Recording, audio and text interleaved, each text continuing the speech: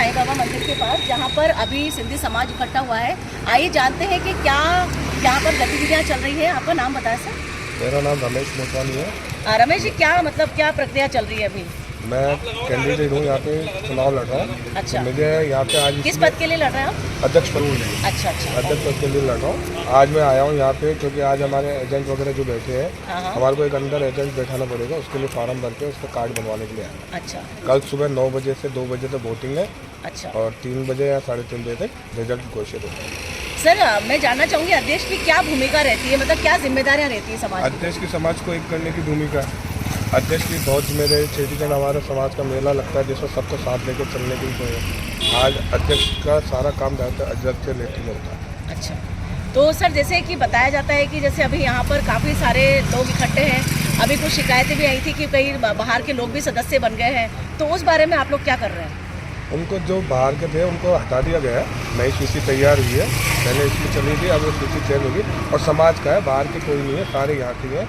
हम 5 कैंडिडेट हैं, जो सबके लोग यहाँ आए हुए हैं, सारे अपने अपने काम कर रहे हैं। तो आप देख सकते हैं कि यहाँ पर अभी चुनाव का पूरा माहौल बना हुआ है और हमारे बीच में धन्ना मुखी जी भी है, तो इनसे भी जान लेते हैं कि सर क्या विशेष रहता है इस चुनाव के अंदर? ये चुनाव में ये होता है कि जो चेटीचंड का मेला वगैरह मनाया जाता है, चारों तरफ जो ये 2 महीने का कार्यक्रम रखा जाता है चेटीचंड का। जो भी अध्यक्ष बनता है उसके नेतृत्व में ये सारा कार्यक्रम बनाया जाता है। पूरे समाज के साथ मिलजुल के ये काम किया जाता है। सर अपना नाम बताएं। जय झूलेलाल, सतराम साक्षी। मेरा नाम अशोक सेवानी।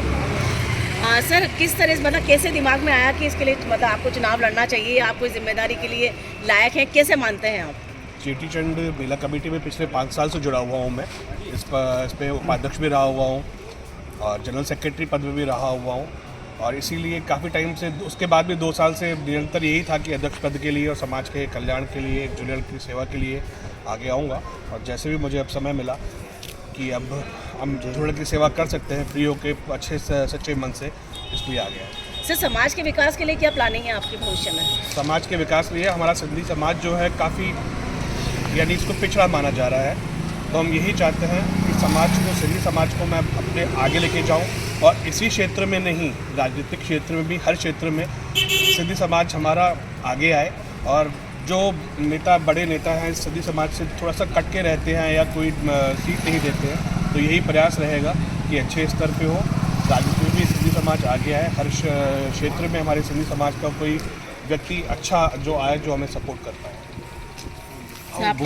तो हमारे साथ में है पूर्व अध्यक्ष हितेश आडवाणी जी। हम उनसे जानेंगे कि अभी तक उन्होंने जैसे अध्यक्ष पद पर रहते हुए क्या विशेष काम अपने समाज के लिए किए हैं। मैं 2011 में अध्यक्ष था चेटीचंड मेला कमेटी का। ये हमारा एक प्रकार की दिवाली का त्यौहार होता है, हमारे इस देवता का ये होता है। इसमें पूरा समाज मिलकर एकजुट होकर इस देवता की पूजा करते हैं, जुलूस निकालते हैं, झांकियाँ निकलती हैं, विभिन्न तरह की झांकियाँ निकलती हैं। इसके अंदर इसमें क्या है, बेसिकली समाज को एकजुट करके एक मंच में लाने का काम होता है कि इस देवता का त्यौहार है, सब मिलके मनाएं। और राजनीतिक दृष्टि से देखें तो राजनीतिक दृष्टि से भी बहुत अच्छा है, आपकी पहचान बनती है, लोग आपको जानते हैं। जयपुर का ये जो चुनाव है एमपी से भी बड़ा होता है, एमपी भी 2 है, ग्रामीण और लोकल। ये इतना बड़ा चुनाव है, सिंगल वन वे एमपी, इसको हमारे समाज का एमपी बोला जाता है।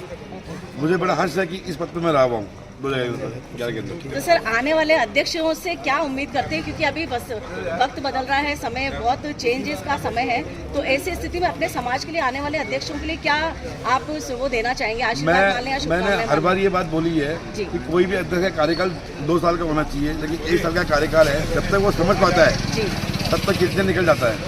तो जो भूतपूर्व अध्यक्ष होते हैं वो सलाहकार होते हैं। अशोक भाई हमारे साथ जुड़े हुए काफ़ी टाइम से। हम चाहेंगे इस बार मेला जो पूरे विश्व में फेमस हो, जो चेटीचंड का मेला है, तो जयपुर लेवल पर नहीं पूरे विश्व में फेमस हो। मैं जब अध्यक्ष था, मैंने 2011 के अंदर 1100 महिलाओं की कलश यात्रा निकाली थी और मैंने बेसिकली अहमदाबाद से जो सामान आता है वो मंगवाया था, मेहंदी के कौन, काफ़ी कुछ नया किया था। तो एक्सपीरियंस के साथ अशोक सेवानी कुछ नया करेंगे। तो आप देख सकते हैं कि समाज के विकास के लिए काफ़ी सारे चेहरे सामने आ रहे हैं।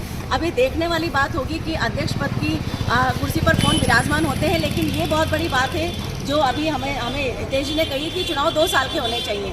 बात बिल्कुल सही है कि जब तक प्रक्रिया को समझते हैं तब तक कार्यकाल पूरा हो जाता है और ऐसे में समाज को नई सौगात नहीं दे पाते हैं। तो कल के परिणाम पे सारी नजरें टिकी रहेगी, तब तक के लिए हम समाप्त करते हैं। आप पैनल से बात करेंगे कि चुनाव की प्रक्रिया में किस तरह से उन्होंने आगे की प्रक्रिया की है। दीपक जी, आपका नाम बताएं एक बार। दीपक कुमार डुलानी। सर, क्या प्रक्रिया रहती है समाज के जो ये चुनाव होने वाले हैं, इसकी प्रक्रिया के बारे में थोड़ा सा प्रकाश डालें। इसमें क्या होता है, हमारे सिंधी समाज की जो रजिस्टर्ड पंचायतें होती है और जो क्षेत्र में पंचायतें काम कर रही होती है उनके मतदाता होते हैं। रजिस्टर्ड पंचायतों के 6 मत और बाकियों के 3-3 मत, और अध्यक्ष द्वारा मनोनीत होते हैं, और पार्षदगण भी होते हैं जो समाज के चुनाव जीते हुए हैं वो, और पूर्व अध्यक्ष पूर्व महासचिव, उस मतदाता सूची के हिसाब से चुनाव होता है। तो अभी कितने, मतलब कुल मिला के कितने मतदाता हैं अभी आपके? अभी काउंटिंग की नहीं है, लगभग 900 के आसपास है, 880 890। ओके, तो सर क्या प्रक्रिया रहती है शुरुआती में, मतलब किस तरह से आप मतदाता जोड़ते हैं, उसकी क्या क्राइटेरियाज हैं, क्या चीज़ रहती है? मतदाता जोड़ने का काम जो अध्यक्ष होता है उसके पैनल का होता है, चुनाव अधिकारियों का नहीं होता। मतलब जो अध्यक्ष पद पे फिलहाल मौजूद है उनका रहता है? उनकी कमेटी करती है। ओके सर, आपका नाम बताएं। विजय मामलानी। विजय जी, सर मुझे बताएं कि मतदाताओं की जैसे जिस तरह से दूसरे चुनाव होते हैं उसी तरह से क्या मतदाताओं के क्राइटेरिया चेक किया जाता है कि क्या वो मतदाता है या नहीं है, या वो ऐसा कुछ सिस्टम रहता है क्या?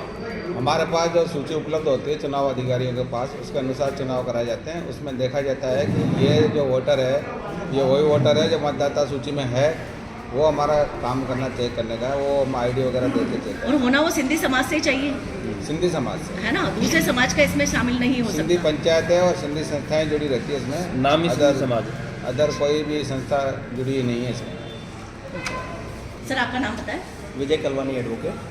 विजय जी, मुझे एक बात बताएं, बाई चांस कई बार ऐसा होता है कि वोटर्स की संख्या बढ़ाने के लिए किसी भी अन्य समाज के व्यक्ति को शामिल कर लिया जाता है, तो उसके लिए क्या प्रक्रिया रहती है हटाने की, और उसके लिए क्या कार्रवाई हो सकती है? किसी भी अन्य व्यक्ति को शामिल नहीं किया जाता है। ओके, इसमें 11 अध्यक्ष, पूर्व के 11 अध्यक्षों ने जो मिला के एक संयोजक बनाया है किशोर सखदेजा जी को। अच्छा। उन्होंने सूची बनाई है, ओके। उसी के अकॉर्डिंग चुनाव करा जाएंगे, उसी नियमावली के अनुसार चला और बाई चांस जैसे गलती से एक बात कर लेते हैं, क्योंकि मानव त्रुटि स्वाभाविक है, तो ऐसी स्थिति में कई बार अगर बाई चांस इस तरह का कोई व्यक्ति जुड़ जाए तो उसके लिए कोई कार्रवाई होती है या स्मूथली उसको हटा दिया जाता है? नहीं, उसके ऊपर कार्रवाई की जाएगी। क्या कार्रवाई होती है सर? एज ए एडवोकेट भी आप बताएं तो हमें बेहतर होगा। पुलिस में कंप्लेंट की जाएगी अगर कोई है ना ऐसा फर्जी तो मतदाता पाया कंप्लेंट जाता क्या है। जोड़ने वाले के खिलाफ होगी या जो जुड़ा है उसके खिलाफ होगी? नहीं। जी सर बताएं। आप कह रहे हैं अगर दूसरे किसी समाज का व्यक्ति इसमें मतदाता है, हाँ। और अगर वो आइडेंटिफाई होता है तो उसको मत डालने का अधिकार नहीं होगा? नहीं, मत डालने का अधिकार तो नहीं रहा, लेकिन एक तरीके से उसने चुनाव की प्रक्रिया को तो चैलेंज कर दिया, तो उस चुनाव की कंडीशन में उस कंडीशन में जी। उस पंचायत ने, जिस पंचायत ने उसका नाम दिया उसी पे कार्रवाई होगी। हो सकता है उसको ब्लैक लिस्टेड करके अगली बार वोट डालने का राइट ही नहीं दिया जाए उस पंचायत जी, को। मैं वही यही जानना होगा। चाह रही हूँ कि भाई जैसे जो अध्यक्ष हैं जिन्होंने इसको पेनलाइज मैं आपको बता दूं, पर्टिकुलर एक व्यक्ति का नाम मतदाता सूची में नहीं आता, संस्था का आता है, संस्था द्वारा जो नामित प्रतिनिधि होते हैं उनका आता है। यदि वो ऐसा करता है तो उस पंचायत को हम डिस्क्वालीफाई करके यहाँ से संबंधित न्यू अध्यक्ष जो चुनाव जीत के आएगा उसको देंगे, तो भविष्य में जो मतदाता सूची बनेगी उसमें नहीं देंगे। सर एक अंतिम प्रश्न कि अध्यक्ष चुनने के बाद में अध्यक्ष की क्या लायबिलिटीज होती हैं, जिम्मेदारियां, और उसकी सीमाएं क्या होती हैं? देखो, मेन तो अध्यक्ष का काम ये होता है कि हमारे सिंधी समाज का सबसे बड़ा त्यौहार होता है भगवान श्री झूलेलाल का जी। जन्मोत्सव। वो जन्मोत्सव में जो चेटीचंड के रूप में मनाया जाता है उसका मेला लगाना। जी। सबसे बड़ी लायबिलिटी होती है कि समाज को एक, जैसे सुई की में धागा डालते हैं उसी तरह एक धागे में पिरोकर उसके पूरे समाज को, पूरे जयपुर में ऐसे शान मान से उसकी सवारी निकाल। जी, ये है दूसरी कार्यकारिणी का राइट उसी के पास होता है, अध्यक्ष के पास वो कार्यकारिणी बना सकते हैं। Thank you very much sir. Kumar Hamlani है। अशोक जी, क्या कहना चाहते हैं आप समाज के चुनाव के लिए? मैं चेटीचंद मेला समिति में अध्यक्ष पद के लिए लड़ रहा हूँ। अच्छा, आप भी अध्यक्ष पद के लिए हाँ, लड़ रहे हैं? 1 नंबर बेल्ट मेरा है, लेकिन किसी कारण मैं खेलथल वगैरह में लगा हुआ, इसलिए मैंने अपना समर्थन वोट अच्छा रमेश हरपुरानी को बेल्ट नंबर 4 को दिया। अच्छा दूसरी बात, जो भी अध्यक्ष बनेगा वो मात्र 1 साल के लिए अध्यक्ष बनेगा, दोबारा वो अध्यक्ष नहीं बनता। मतलब दोबारा रिपीट नहीं हो सकता? रिपीट नहीं हो और सकता। 1 साल के लिए सीमा होती है? 1 साल की सीमा होती है, और यही निवेदन है मेरा, कोई भी बने, जोरदार झूलेलाल का मेला लगा, मेरा निवेदन ये समाज को जय श्री झूलेलाल। तो आप देख सकते हैं कि ये बहुत अच्छी बात है कि समाज के अंदर से हर व्यक्ति को अध्यक्ष बनने का मौका मिलेगा, और वो केवल एक बार ही अध्यक्ष बन सकता है, और सबसे बड़ी बात है कि केवल 1 साल के लिए बन सकता है।